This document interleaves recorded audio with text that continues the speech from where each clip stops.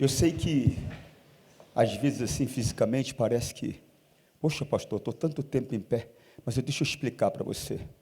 O dia que você se acostumar a esse envolvimento que é necessário para a sua vida, para a sua alma, para o seu espírito, você não vai sentir. Só sentiu o tempo passar aquelas pessoas que estavam ao pé do monte. Moisés ficou 40 dias, ele não sentiu o tempo passar. Ele estava diante de Deus. E cada momento que passava, Deus o iluminava cada vez mais. Então, quanto mais tempo você passar na presença de Deus, mais iluminado você vai ser. Maior vai ser teu entendimento. Esquece o aqui. Esquece o aqui. Por quê, pastor? Porque os benefícios que você vai ter aqui, seja uma vida financeira boa, uma vida conjugal prazerosa, uma boa saúde, uma felicidade familiar, desejos, sonhos realizados, tudo isso é só uma consequência. Só uma consequência, porque o que importa realmente é o porvir, é a eternidade. Não é que Deus não vai te abençoar aqui, não, pelo contrário, Ele vai te abençoar muito aqui. Mas quando o Senhor Jesus disse, eu vim para que vocês tenham vida, e a tenham em grande quantidade, ou seja, em abundância, Ele não estava falando do aqui. Ele estava falando o seguinte, eu vim para vocês terem vida eterna. Essa vida eterna, ela é muito grande, em uma quantidade que vocês não têm ideia. Então, eu vim para isso. Eu vim levar vocês para ter uma vida eterna, para passar uma vida eternamente no meu reino. É o que ele estava falando. As pessoas, elas confundem, elas acreditam que, ele veio para a gente ter vida, vida em abundância. Está dizendo que é aqui, materialmente aqui. Não. Aqui você vai ter. Como eu falei, é a consequência. Você compreendeu? Mas os teus olhos não têm que estar aqui. Os teus olhos têm que estar no porvir. Homens como o apóstolo Paulo tiveram essa compreensão, que os olhos dele estavam no porvir, na Nova Jerusalém, numa eternidade. O Senhor Jesus nos ensinou isso. Eu tenho falado, quando ele conversava com Pôncio Pilatos, ele falou, meu reino é desse mundo. Em outras palavras, vocês estão preocupados que eu vim aqui reinar? Fica que esse mundo aí não me interessa, não. Meu reino não é daqui. Ele estava falando do porvir. Ele estava falando da eternidade. Você compreende o que eu estou falando, sim ou não? Você tem que começar a colocar os teus olhos na eternidade. Você tem que começar a colocar os teus olhos na Nova Jerusalém. Por quê, pastor? Porque esse mundo está acabando. Você está trabalhando por ele, mas ele está acabando. E está tão notório, está tão na nossa cara, que a gente não percebe, não compreende, não enxerga. Eu estava falando para as pessoas essa semana, eu me lembro quando eu fiz 18 anos de idade, irmãos, nesse mês de maio, no dia 5, ou seja, há 20 e poucos dias atrás, eu fiz 54 e não vi. Eu não vi, eu não sei nem quanto tempo eu tenho aqui, eu tenho 30, tenho 40, eu não sei, 50, mas não sei. Eu sei de uma coisa, se Jesus não voltar antes, eu sei que eu vou cumprir os meus dias, porque Deus já falou para mim há muitos anos. Mas eu não sei quanto tempo ainda eu tenho. Mas eu sei de uma coisa, eu vou passar a eternidade com Ele. Meus olhos estão lá. Eu gostaria que os teus olhos estivessem lá.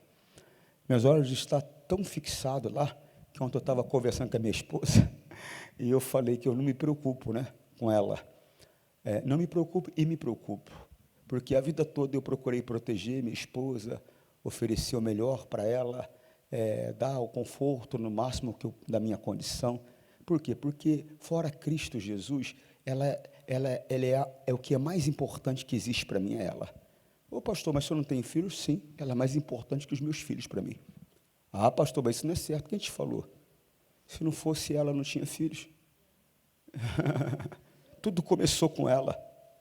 Tudo começou quando ela olhou e quis casar comigo. Foi ela que quis. Tudo começou ali. Então, a vida toda, a minha preocupação foi em proteger, em cuidar dela. E eu estava conversando com ela ontem, eu estava falando, você tem que te juntar tesouro nos céus. Você tem que juntar. Eu falei, porque lá eu não vou poder te proteger. Lá eu não vou poder cuidar de você. Não, pastor, não. Por quê, pastor? A salvação, para começar, é individual. Põe isso dentro de você. E outra coisa, lá nós seremos como os anjos. Nós não casaremos nem daremos em casamento. Lá não existe, não vai existir isso. Isso é coisa da carne. Não vai existir isso. Em outras palavras, é cada um por si, pastor. Na verdade, sempre foi. Você que não conseguiu entender ainda.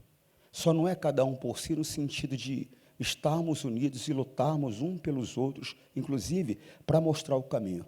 Agora, a salvação individual. Eu posso te mostrar a porta, lembra que eu falei para você? Entrar por ela contigo. Eu não posso te obrigar a obedecer a Deus. Eu não posso te obrigar a fazer o que Deus manda. Mas nem Deus vai te obrigar. Ele vai te orientar. O Senhor Deus, uma certa ocasião, Ele falou o seguinte, ele falou, os céus e a terra como testemunha contra ti. Ó, Ele trouxe duas testemunhas. Ele trouxe o mundo celestial e o mundo natural. Ele falou, eu chamo os céus e a terra como testemunha contra ti. Que hoje eu estou te oferecendo. Ou seja, você que vai ter que escolher. A escolha é tua. Eu te ofereço o caminho do bem e te ofereço também o caminho do mal. Você tem dois caminhos. Qualquer um dos dois que você entrar vai te levar a um lugar. Agora ele fala claramente, ó, quer uma dica? Escolha o caminho do bem, para que você possa ter vida, e a tua descendência possa ter vida também. Isso está onde, pastor? No livro de Deuteronômio, capítulo 30, versículo 19. Então, ele oferece para você, mas ele não pode te obrigar a andar por ele. Existe uma liberdade de escolher. Você está compreendendo? Então, eu fui chamado para mostrar para você o caminho que Deus quer que você escolha.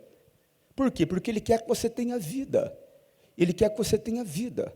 Ele quer que a tua descendência tenha vida também. Mas só que Ele não pode te obrigar. Como eu não posso te obrigar. Por quê, pastor? A liberdade de escolha. A liberdade de escolha. Mas a vontade de Deus é que todo homem seja salvo. Então, por isso que Ele levantou pessoas como eu e outros homens para mostrar o caminho da salvação. E Ele quer que você mostre o caminho para o seu marido, mostre o caminho para o seu filho, mostre o caminho para o seu vizinho, para o seu colega, para o seu amigo, mostre o caminho para aquela pessoa que está lá na rua sofrendo. Né? Essa semana, não tira não que eu vou ler ainda, tá? Essa semana, nós estamos arrumando aqui, você está vendo. Está ficando bom, pessoal? Vocês estão gostando? Sim ou não? Eu sei que é diferente, né, irmãos? É diferente, né? Mas o objetivo é melhorar. Amém, Jesus? O objetivo é cuidar. Nós temos essa obrigação de cuidar. Não tem aquela senhora que às vezes ela corta o cabelo? Mas não dá para falar que o cabelo dela ficou esquisito, dá para falar que ficou diferente. E com o tempo se acostuma com o cabelo daquela senhora. Por quê? Qual foi o objetivo dela quando ela cortou? Ficar mais bonita, melhorar. Amém? E às vezes ela pintou, às vezes ela só fez um corte, às vezes ela escondeu o cabelo branco. E não tem aquela que prefere deixar o cabelo natural, que ela tem prazer em ver a velhice chegar, porque realmente é um privilégio ver a velhice chegar, não é para qualquer um, não. Infelizmente, como pregador, eu já enterrei muito jovem, muita criança, e é uma tristeza. Tem uma família, né? Porque o jovem, eu já nem me lembro mais do rosto dele, mas a mãe e do pai eu não consigo me esquecer, porque quando eu chego num velório de um garoto de 11 anos de idade, eu fui visitar ele no hospital, no outro dia eu estava lá no velório dele, eu não sabia nem falar para aquela mãe. Não, pastor, não, o que eu ia falar? Que qualquer coisa que eu falasse para ela, eu não ia conseguir arrancar a dor do coração dela. Eu não ia conseguir arrancar a dor do coração daquele pai. Aquele olhar dele me pedindo socorro, eu não podia fazer nada mais. Eu não podia. Por quê, pastor? Porque o tempo tinha passado. E às vezes, irmão, o tempo passa, não tem mais jeito da gente fazer nada, porque a gente fica perdendo tempo com besteira, irmão. Fica perdendo tempo com intriga, fica perdendo tempo com mágoa, fica perdendo tempo com questões bobas, em vez de olhar para Deus e fazer o que Deus está mandando a gente fazer. Porque o Senhor Deus, irmão, Ele não quer nos controlar, só que Ele é onisciente. Ele é onisciente. Ele é presciente também. O que é presciente, pastor? Ele conhece o futuro. Ele conhece o teu futuro, Ele conhece o meu futuro. Então, Ele sabe que se nós não mudarmos de direção em certos momentos, nós vamos encontrar a morte, a destruição. E Ele não quer. Por quê, pastor? Porque Ele te ama. Deus amou o mundo de tal maneira que entregou Jesus, o Filho dele, por nós. Ele te ama, Ele não quer. Só que Ele não pode te obrigar. Só que também vai chegar um dia que você não vai ter como questionar, irmão. Por quê, pastor? Os céus e a terra tomo hoje por testemunha contra ti, que te tenho proposto, te tenho. Não é uma coisa que ele propôs uma vez e desistiu, não, ele tem proposto. Todo dia ele está mostrando para você, esse caminho não é o bom. Ou está mostrando para você, esse é o caminho, continua andando. Mas todo dia ele está mostrando. Você está compreendendo? Os céus e a terra tomo hoje por testemunhas contra ti, que tenho proposto a vida e a morte, a bênção e a maldição. Olha só como Deus é maravilhoso. Escolhe, pois, a vida, para que vivas tu e tua semente, tua descendência. Porque Deus não quer salvar você apenas, Ele quer salvar você. Ele quer salvar seu filho. Eu nem tenho filho, pastor. Você pode não ter agora. Você pode não ter agora. Porque, na verdade, ele já está preparado para vir. É, você, mulher estéril. Que era estéril. Porque quando Deus te dá um recado, Ele não está falando que vai fazer. Ele está falando que já está feito. A única coisa que você tem que fazer é esperar. Não fica desesperada, não. Porque esse desespero, essa ansiedade, entristece a Deus.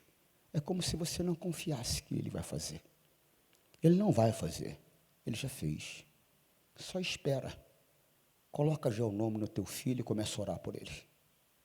Porque ele está chegando. Você está entendendo o que eu estou falando? Então, põe isso dentro de você. Escolhe. Estamos arrumando aqui, como eu falei a você.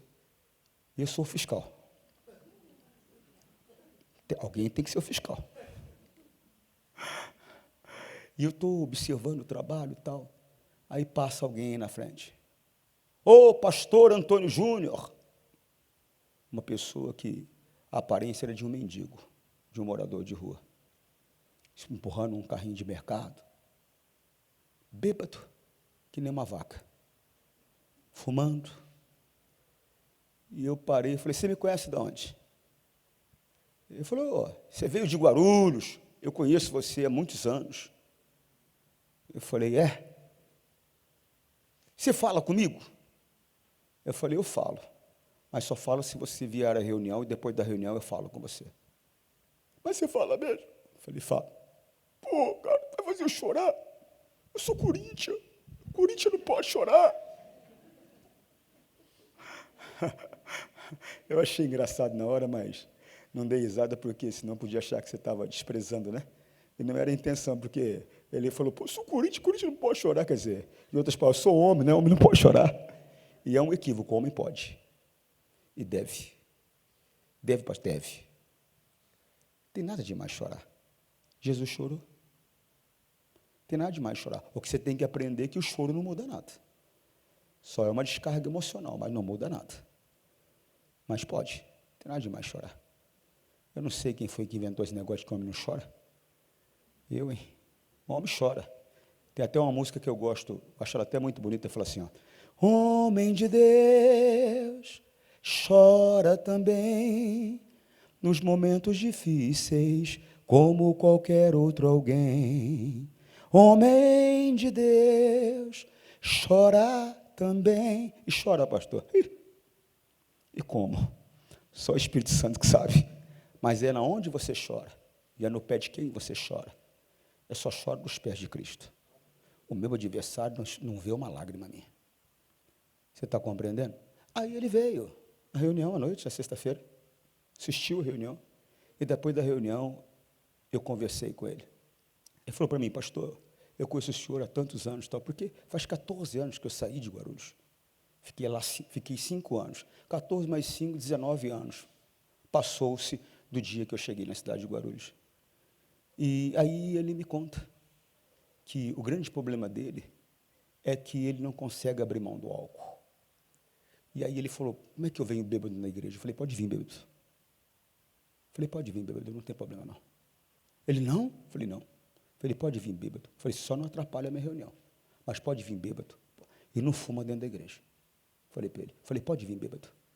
Mas por quê, pastor? Como eu vim bêbado para a igreja? Irmão, você não entendeu nada ainda não? A palavra de Deus é espírito e vida. Quando o Senhor Jesus conversava com os discípulos, ele falou, vós estáis limpos pela palavra que eu vos tenho. Significa que eles não estavam limpos antes. A palavra limpa. Uma hora uma palavra penetra o coração dele, ele fica liberto. O importante é que ele venha ouvir. Deixa ele aí.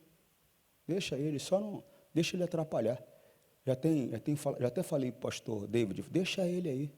Coloca ele, dá atenção para ele. Todo culto, se precisar, depois da reunião, eu converso com ele. É lógico, tem aquele dia que não dá nem para conversar com você. Hoje, por exemplo, hoje eu acabo a reunião 5:50, porque 10 horas eu tenho que sair correndo daqui, porque eu tenho uma visita no hospital que eu não posso deixar de fazer. Porque é o único horário que eu tenho para fazer essa visita, que é entre 10 e 11 horas da manhã. Então, eu tenho que correr, chegar lá, antes de encerrar a visita. Está compreendendo, sim ou não? Então, tem dia que não dá. Mas, se não, com prazer. Estou aqui para isso. E você, se não der de bobinho, eu estou aqui todo dia. Todo dia. Segunda-feira eu passei o dia inteiro aqui, ó. Se você chegasse aqui na frente, você conversava comigo e trazia até um café para mim. Vocês conhecem o polaco? Ele não é bobo, não. Ele passou uns dias aqui comigo. Teve um dia que até um pastel ele pagou. É uma pessoa maravilhosa, é um grande homem de Deus. Deixa eu ir para a mensagem principal que eu preciso mostrar para você algo importante. Está onde, pastor Lucas, capítulo 16. Eu tenho pouco tempo para mostrar para você isso aqui. Eu vou ler na Almeida, Revista e Corrigida, tá bom?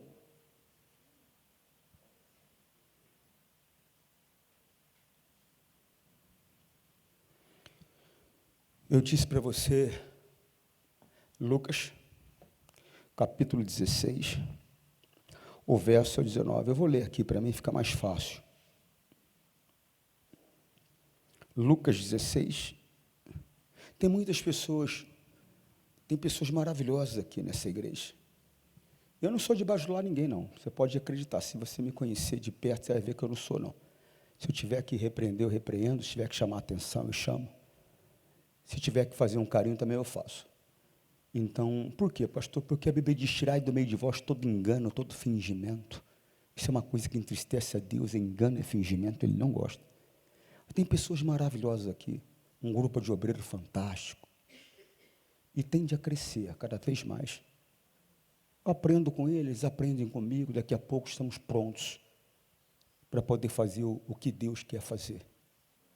Agora Ele quer usar você também. Ele quer usar você também. Se coloca diante dEle, fala para Ele, Deus, me deixa eu te servir, me ensina a te servir. Porque quando você aprender a servir a Deus, não só você vai servir, mas a tua casa também vai.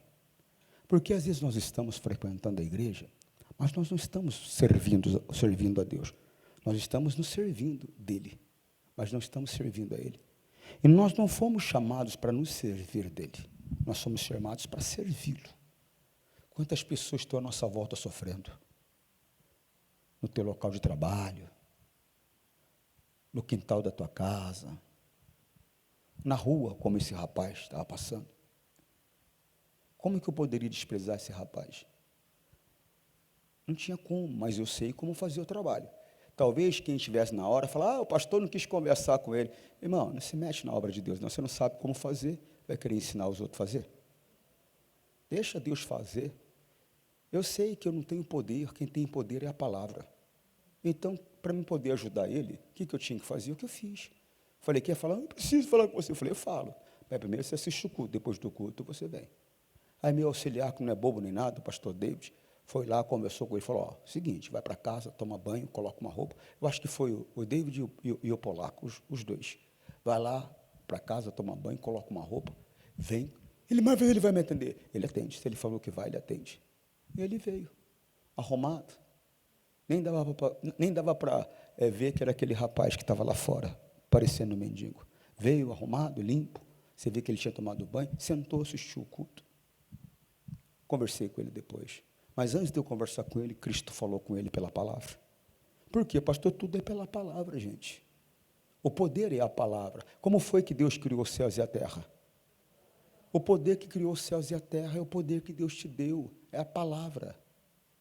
Se você começar a olhar mais a palavra, você vai enxergar como as coisas têm que ser feitas na sua vida. É que você fica distante dela. Você fica ansioso, olhando para coisas que não têm importância. Olha para a palavra para você ver como tudo muda. Deixa eu explicar uma coisa para você. Existe parábola, existe história. Apesar de você ler aqui 6,16, perdão.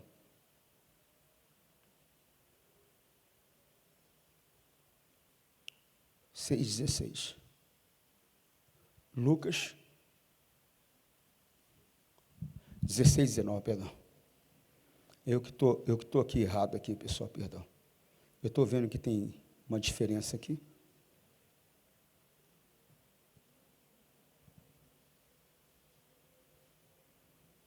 Apesar de você ler parábola do rico e de Lázaro, na verdade isso aqui não é uma parábola. Ô pastor, está escrito aí, o título está escrito equivocadamente. Isso não é uma parábola, isso é uma história. Por quê, pastor? Porque tem nome. Você vê que ele fala o nome, ele está contando um fato ocorrido. Você compreendeu, sim ou não? Parábola é quando ele faz comparações. Quando, por exemplo, o reino dos céus é semelhante a um agricultor. Então, ele usa questões locais para explicar para as pessoas coisas. Como eu, às vezes, conto uma história para você de algo, para você poder entender melhor. Você compreendeu, sim ou não? Então, ele usava muito a vida do dia a dia das pessoas para poder mostrar para elas que o reino dos céus era semelhante àquilo ali, àquela situação ali. Agora, aqui não, ele vem e conta uma história. Ele conta uma história sobre duas pessoas, e uma delas, inclusive, ele fala o nome. Você entende? Sim ou não? Sim ou não? Vamos lá, então. Ó. 16, 19. Jesus contou, havia um homem rico. Na linguagem errada.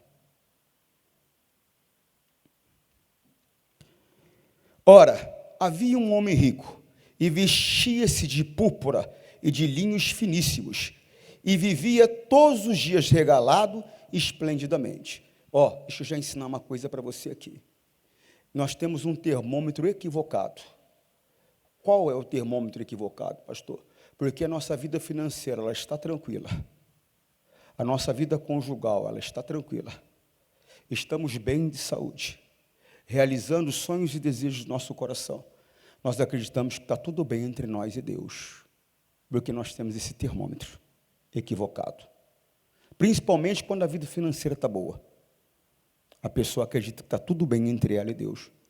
Como quando surgem dificuldades financeiras, conjugal, saúde, outras coisas, esse termômetro também é equivocado. Ela acha que está com algum problema entre ela e Deus. Deve estar alguma coisa errada na minha vida. Já não viu alguém assim? Tem acontecido tanta coisa que eu acho que tem alguma coisa errada na minha vida.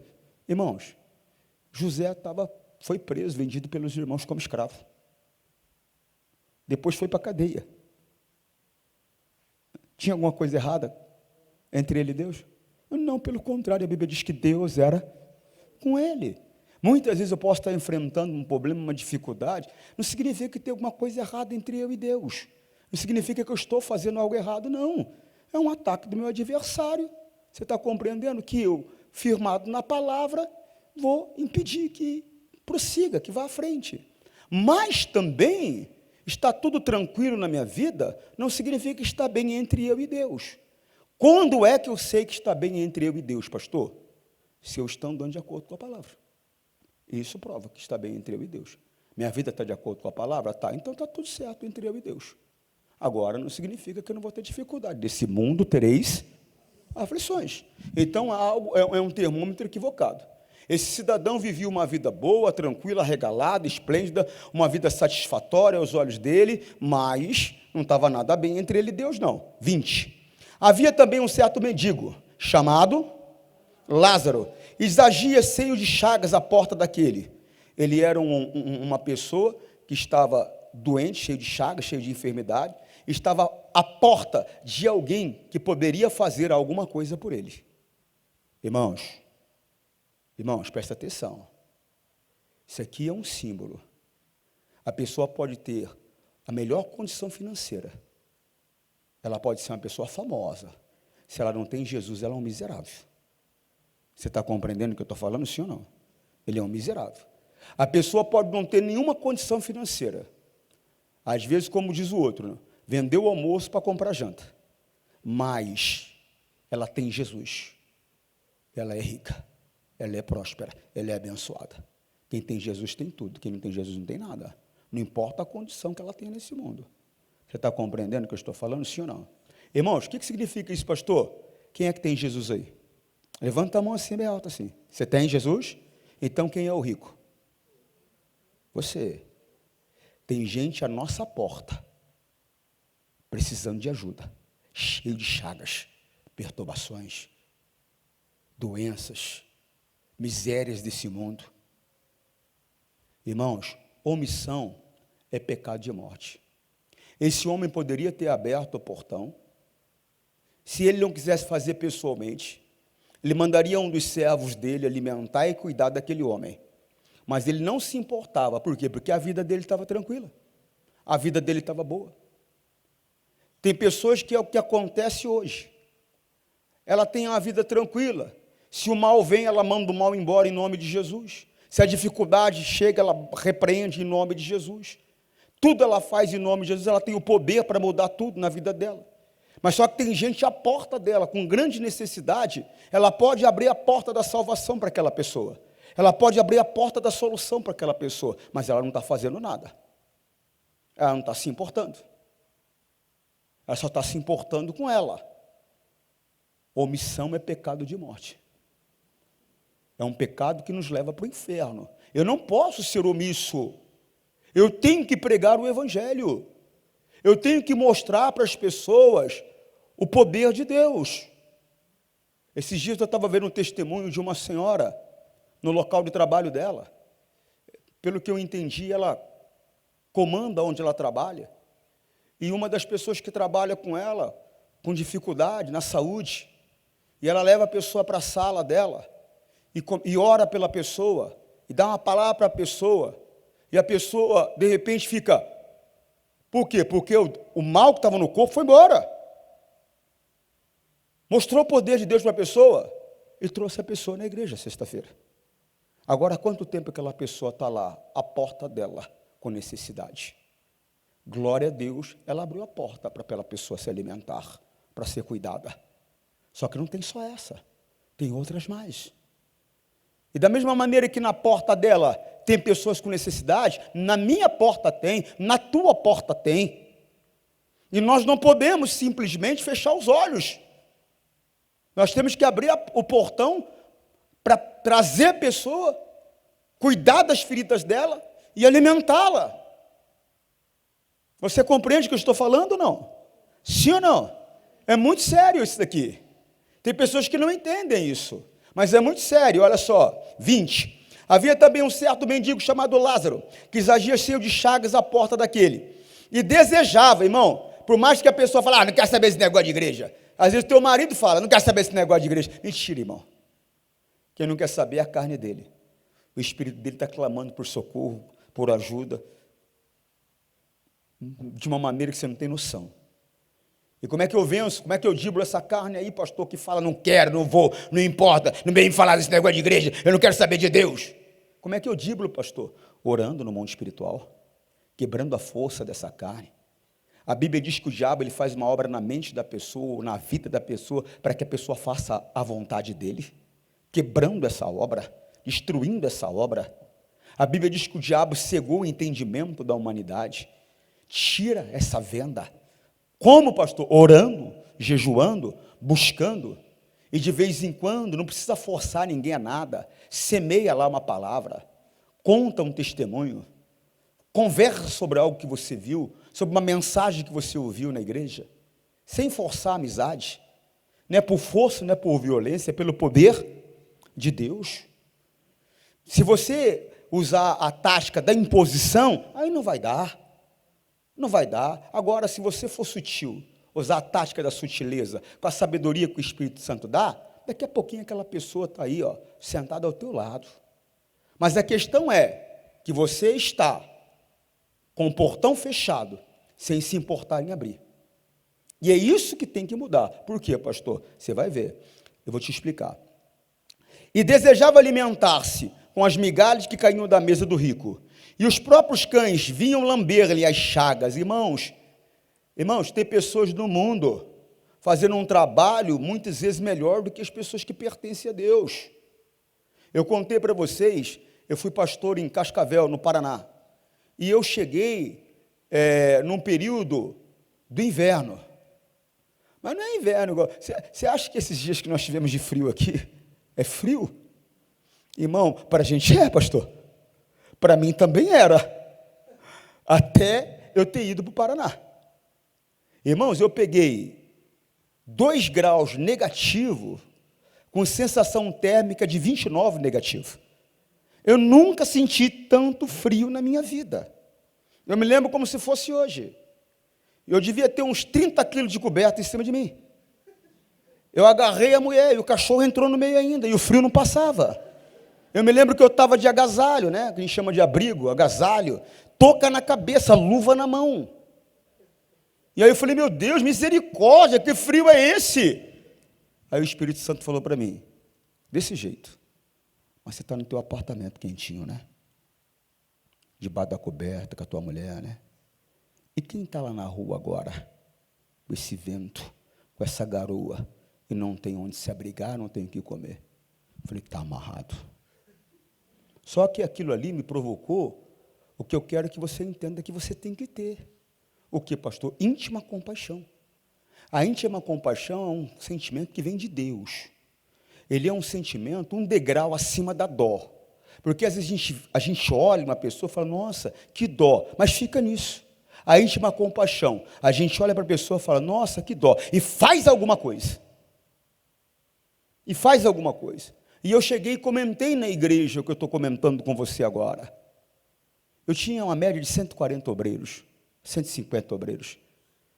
E uma obreira maravilhosa, irmã Célia, ela tinha o mesmo sentimento que eu. E ela veio conversar comigo, ela falou, pastor, eu tenho esse sentimento de fazer alguma coisa pelos moradores de rua também. Eu falei, então, 1 mais 1 é 2, irmã. Eu falei, já começou a crescer o grupo, vamos ver. Juntamos 30 obreiros, linha de frente mesmo, daqueles que não têm medo de enfrentar o diabo mesmo, que não tem preguiça, que está preparado e entendeu que o mundo vindouro é o que interessa. Não é aquele que fala, não, eu tenho a minha vida também, né? Não, eu tenho a minha vida, mas o reino dos céus para mim é maior, para mim é melhor. E começamos. Para você ter uma ideia, irmão, nós estávamos com 100 moradores de rua, comendo e tomando banho e trocando de roupa todos os dias na nossa sede, em Cascavel. Era bem grande, tínhamos estrutura para isso. Eu mandei construir ainda mais 4 banheiros, porque era muito chegando e tomando banho. Eu expliquei para a irmã Célia, que comandava, eu falei, irmã, não perca tempo ficar pregando para eles. É 3, no máximo 5 minutinhos de mensagem, faz uma oração. Ela falou, por quê, pastor? Eu falei, irmã, tem gente que vem na igreja, que diz que é crente. Se a reunião demora um pouquinho, ele fica. Eu falei, imagina essas pessoas que estão vindo drogadas, cheias de bebida, o dia todo, na rua. Elas querem comer. Elas não vêm aqui por causa da palavra, elas vêm aqui por causa da comida. E para tomar banho. Eu falei, então tá a palavra limpa, mas dá 5 minutinhos. E fala, quem quiser assistir o culto lá em cima, tem liberdade para assistir. Ela, tá bom, pastor. Irmãos, o Senhor Deus fez uma obra tão bonita. Quantas pessoas saíram da rua, foram transformadas, se entregaram para Cristo. Se o trabalho que nós fizemos lá não valia nada, valeu por uma mulher, que eu nunca mais me esqueço dela. Uma senhora, jovem senhora, que o marido chegou em casa, alcoolizado, colocou fogo na casa para matar ela e os 2 filhos. Ela não conseguiu escapar, matou os 2 filhos. Ela conseguiu escapar, não conseguiu salvar os filhos, matou os 2 filhos dela queimados. E ela perdeu o sabor pela vida, começou a andar, se tornou uma moradora de rua, usando crack, porque ela não conseguia ficar livre daquela dor de ter os 2 filhos mortos, queimados. Coisa séria, irmão. E essa mulher começou a ir lá comer. Ouviu uma palavra, perguntou se podia assistir meu culto, porque o trabalho que nós fazíamos era na parte de baixo, a igreja nossa era na parte de cima. Perguntou se podia assistir o culto. A obreira falou, com prazer, pode ir. Ela assistiu. Naquele dia eu estava pregando sobre fé, que a fé sem obra é morta. E ela entendeu no coração dela que, por mais que ela acreditasse, ela tinha que tomar uma posição. E ela, no outro dia, foi, fez um currículo, mandou. Os irmãos que faziam esse trabalho providenciaram um vestimenta para ela poder fazer entrevista. Foi, fez a entrevista, fez o exame, passou, conseguiu um emprego numa multinacional lá daquela região. Não vou falar o nome da multinacional aqui, daquela região. Conseguimos para ela um lugar, um quartinho para ela morar, tudo bem, tiramos ela da rua. Ela nem sabia. 2 meses depois descobriu que estava grávida. Ficou grávida na rua, ela nem sabia que estava grávida. E o exame que ela fez não detectou, só Deus mesmo. Aí o que acontece? 3 anos depois ela manda para mim uma fotografia, morando num bom apartamento, com uma criança lourinha, linda, linda, linda, linda. Ela feliz da vida. Jesus mudou a vida daquela mulher. E já começou a reconstruir a vida dela na rua, dando uma filha para ela. Alguém para ela amar. Irmãos, você tem que abrir a porta. Tem gente à nossa porta desejosa, mas querendo muito, desejando muito se alimentar dessa comida chamada Jesus Cristo. Eu sou o pão da vida. Aquele que comer da minha carne nunca mais terá fome. Aquele que beber do meu sangue nunca mais terá sede. Tem gente necessitada, desejosa. Você é quem tem que abrir a porta. Há quanto tempo você está na igreja, você não se importa em trazer ninguém. Não se importa em falar de Jesus para ninguém. Está tudo bem para você. Tem gente sofrendo. Abre a porta para eles. Fala com Deus, me dá sabedoria, Deus. Você não precisa pregar igual o pastor prega, não. O teu testemunho, o que Deus fez por você, é a melhor pregação que você pode fazer. Você está compreendendo, sim ou não? João 6,35. E Jesus lhes disse, eu sou o pão da vida. Aquele que vem a mim não terá fome. E quem crê em mim nunca terá sede. João 6,35. Tem gente desejando. Está compreendendo o que eu estou falando? Sim ou não? Que o Espírito Santo possa falar mais do seu coração. Pastor, nem começamos então. Tem muita coisa para a gente aprender aqui. Porque, na verdade, eu quero falar para você como que vai acontecer com você se você morrer agora. Para onde você vai? Se é para o céu, se é para o inferno, se vai ficar dormindo, como é que vai ser, pastor? Nós vamos aprender sobre isso. Tá bom? Paramos aonde? No versículo qual? Coloca na tela para mim, obreiro. 16, 21. Anota aí. Por quê, pastor? Nós vamos dar seguimento a esse estudo. Eu preciso que você tenha essa compreensão. E eu orei essa semana para poder trazer essa compreensão para você, se o Espírito Santo permitiu ou não. Por quê, pastor? Porque essa obra aqui não é minha, não, é dele. Eu não faço nada sem falar com ele antes. Você está compreendendo, sim ou não? Não faço nada sem falar com ele antes. Por quê, pastor? Repito, a obra é dele. Então nós vamos continuar. Tá bom? Marca aí. Pode me cobrar. Pastor, e o estudo? Eu quero aprender sobre isso. Quarta-feira eu vou dar sequência, e vou dar sequência no domingo. Na sexta, não. Na sexta nós estamos fazendo outro trabalho. Nós estamos fazendo trabalho para livrar quem quer ser livre. Amém? É um trabalho de libertação, pastor? E tem pessoa que nem sabe que está presa. Ela só descobre que está presa quando ela vem nessa reunião de sexta-feira à noite. É a reunião da liberdade, quem quer ficar livre. Porque o pior demônio não é o que manifesta, é o que não manifesta. Porque ele não está ali, ele fez uma obra e a pessoa acha que... Não, eu não tenho demônio, não é? Você não tem, mas será que não tem nenhuma obra dele escondida aí, você nem sabe? Como é que está a vida financeira? Como é que está a vida conjugal? Como é que está a saúde? Como é que está teu filho? É coisa séria, gente. Eu estou aqui para abrir a porta para você. Quer entrar? Estou aqui. E alguém muito maior, que não tem nem como comparar, está te esperando aqui. Jesus de Nazaré. Tá bom? Você que está em casa, forte abraço. Deus te abençoe. Abra a porta. Tchau.